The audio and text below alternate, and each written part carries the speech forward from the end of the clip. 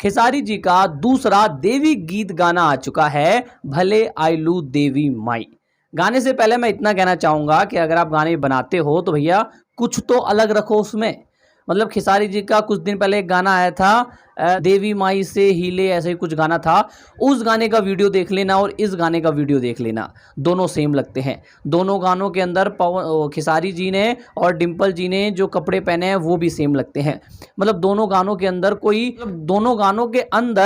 अंतर ही नहीं है। दोनों गानों की वीडियो क्वालिटी सेम लगती है यार।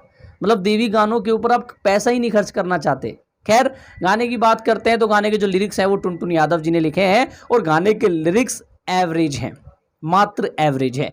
कोई माइंड ब्लोइंग लिरिक्स नहीं है, कोई बहुत बढ़िया लिरिक्स नहीं है, कोई ऑसम वाले लिरिक्स नहीं है, सिर्फ एक एवरेज लिरिक्स हैं। और ये गाना मार्केट में उतना नहीं बज पाएगा जितना खेसारी जी के पुराने गाने बजेंगे। मैं कह रहा हूँ कि इससे ज़्यादा गाने खेसारी जी के पुराने वाले बजेंगे, ना कि ये जो नए गाने आए हैं ये बजेंगे। क्योंकि इन दोनों गानों में दोनों गाने सेम है, सिर्फ लिरिक्स का फ़र्क है बस।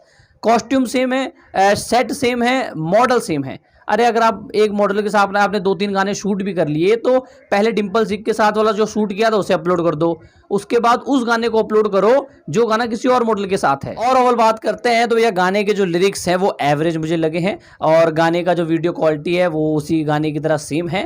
गाने के अंदर माता जी की जो मूर्ति दिखाई गई है वो बेहतरीन है, वो भव्य है, लेकिन इससे ये मूर्ति हम खेसारी जी के पहले गाने पे देख चुके हैं। और अव्वल देखा जाए तो गाना ठीक ठाक बन के रह गया, गाने के अंदर ज़्यादा मेहनत करी हुई नहीं दिखी है। इस गाने को मैं देना चाहूँगा 5 में से 2.5 स्टार। आपको गाना कैसा लगा कमेंट करके अवश्य बताएं। इस वीडियो पे इतना ही।